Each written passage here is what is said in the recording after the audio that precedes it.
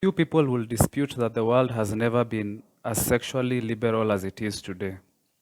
All around us, we are implored, forced even, to affirm and embrace sex, sexuality, and sexual diversity. Once frowned upon sexual relations or identities are now openly celebrated in places as conservative as churches and corporate offices. Media outlets rarely pass up the opportunity to inform us of the appointment of the first openly gay executive at a certain corporation, or on the flip side, the firing of an employee for holding intolerant views. Politicians are increasingly being required to declare their stances on matters of sex education, gender or sexual identity, and other related issues. Despite recent reactionary turns in some places around the world, it is safe to say the trend has been towards more acceptance. To put it tersely, today is a good day to fuck whoever the fuck you want, whenever and wherever the fuck you want. Or is it? An unromantic examination of reality would reveal that all these public exhortations for sex are lip service by cultural and economic elites.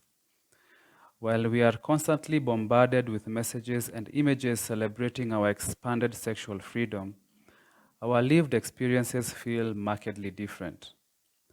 Perhaps we are having more sex than at any other time in history, and even that is not certain, but we are not having it on our own terms.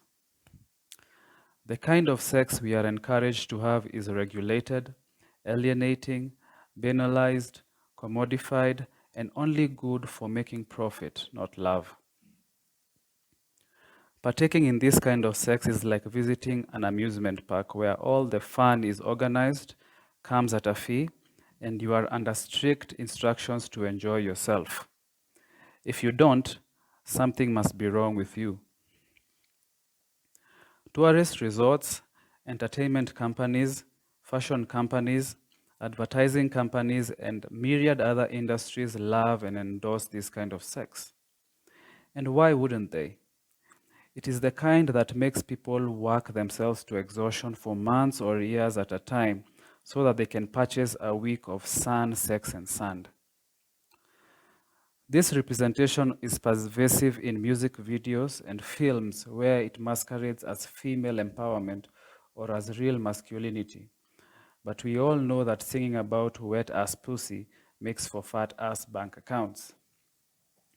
Unfortunately for us, we spend so much more time contemplating these representations than having sex that when we do sleep together, it is more a meeting of roles than individuals. This kind of sex can be obtained at bars, clubs, movie theaters, hotels, and other places of consumption. For this reason, it is only available to a certain kind of person, one who can afford to buy it. The one who must go to a job they hate so that they can afford to have fun in their leisure time. But with the imperative to enjoy that is hoisted upon us, this leisure time transforms into work too. Leisure becomes time spent recovering from work and in the frenzied but hopeless attempt to forget about work. Unaware that sex is only a ruse to keep us consuming every product or packaged experience that capitalists concoct in boardrooms, we wander around looking for relationship and vacation goals that are ever mutating. After every escapade, we wonder why we still don't feel as fulfilled as the couple on the catchy lingerie advert looked, or as happy as our favorite influencer promised we would. Unfortunately, we rarely have time to evaluate our predicament because ever so often, the amusement park debuts a new ride that promises to give us the orgasm the previous one could not. You can then be sure that we will always show up to our main jobs on Monday, regardless of how much they blow. Pun intended. Our lives are therefore nothing but a contradiction between a highly idealized life of unlimited sexual latitude and a reality of tightly regulated space and time that offers us little opportunity to even approximate this ideal. On the one hand, sex is presented by the dominant capitalist culture and its dissident version as one of the last regions where adventure remains possible. But on the other, it is viciously policed to ensure that it only serves the purposes of capital accumulation and producing more consumers. Predictably, the result is prevalent emptiness and dissatisfaction. When driven by genuine desire, sex need not be mediated by all the products that capitalists are in actuality trying to sell us. You will not need to fly halfway across the world for the sounds of tropical insects or the comfort of Egyptian cotton sheets to kindle your passion. Your passion will instead have you sneak in a session at a public park or a library, and not just to check it off a generic bucket list, but because you've got to have it. This kind of desire cannot be controlled and could not give a fuck about responsibility or morality. It will make a husband or wife leave their spouse in order to feel alive again. It will make a young girl drop out of school and elope with her lover because she cannot bear to be away from him. It will make a man call in sick at his soul-crushing job just to get that sexual healing. Damn the consequences. It will make us want to risk it all, as we like to say, but rarely can. This kind of unpredictability and intractability is unsuitable for the systems of control and domination required for modern-day capitalism to thrive. Despite the claims of its supporters to the contrary, capitalist economy detests liberty and free agency, especially on the part of those who have nothing to sell but their labor power. In truth, workers are only free to choose between forced labor and starvation. For this reason, work is presented or appears as a realm of freedom. But as L. Susan Brown points out, understanding work as a fair exchange between two equals hides the real relationship between employer and employee, that of domination and subordination. When employees contract out their labor power as property in the person to employers, what is really happening is that employees are selling their own self-determination, their own wills, their own freedom. In short, they are during their hours of employment slaves.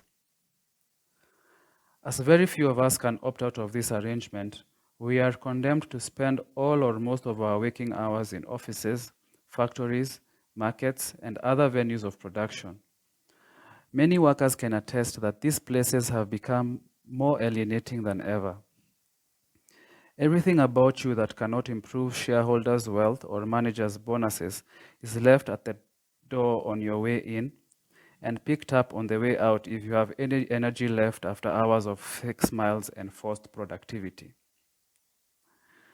In terms of sexual or romantic relationships, workplaces are even more conservative than churches, where people are occasionally encouraged to look for a good wife or husband.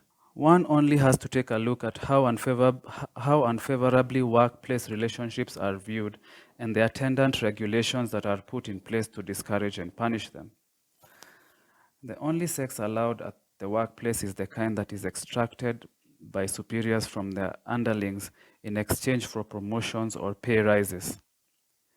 Anything else is either de facto deprecated or, with increasingly totalitarian HR policies and sexual harassment laws, de jure prohibited. And make no mistake about it, these laws are mainly designed to protect the companies from any liabilities, but they are also to control the behavior of employees. These methods of control are not limited to workplaces. They are ubiquitous in other places where self-direction has the potential to be disruptive to the status quo.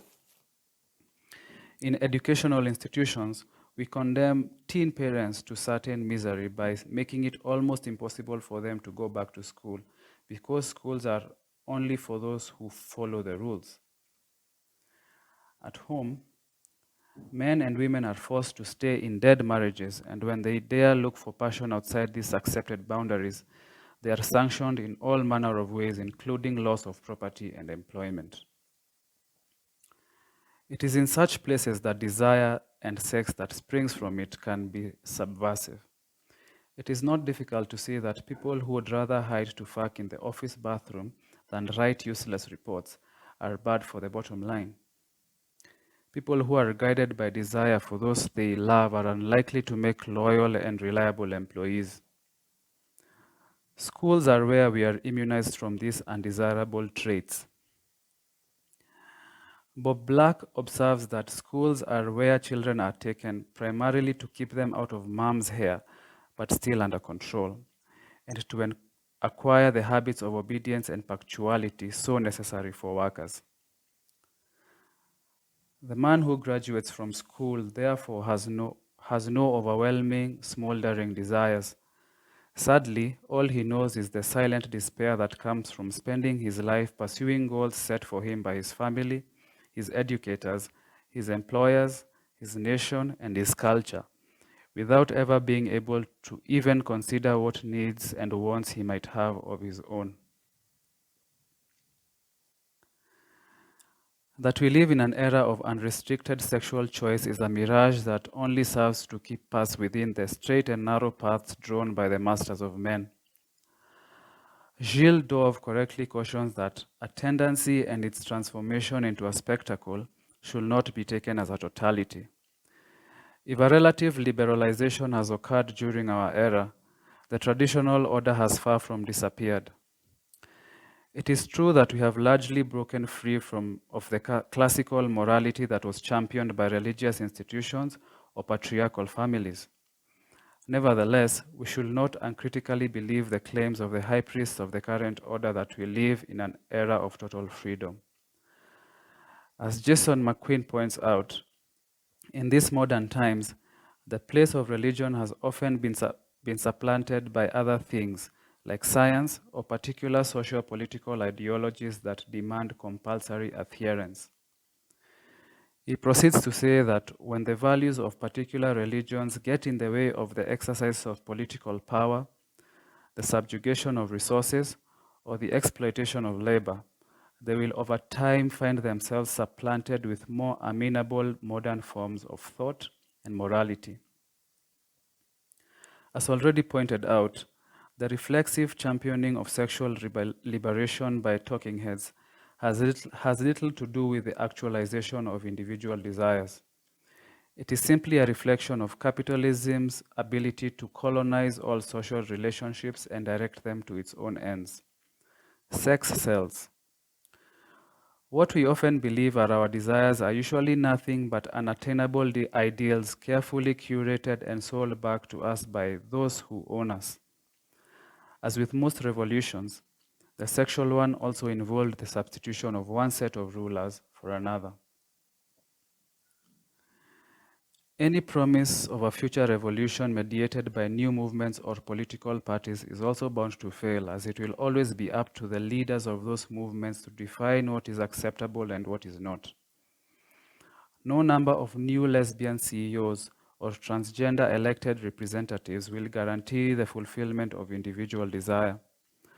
Only individual acts of insurrection can. True liberation will only occur when we individually stop being spectators and start being actors, to take our desires back by converting our sex lives from passive recreation into active recreation. It will happen when we personally take love-making out of the narrow confines in which it is permitted. That is, in which it is permitted to languish, caged and stripped of the spontaneity that is its life's blood, just as we languish with the rest of the world stripped of it.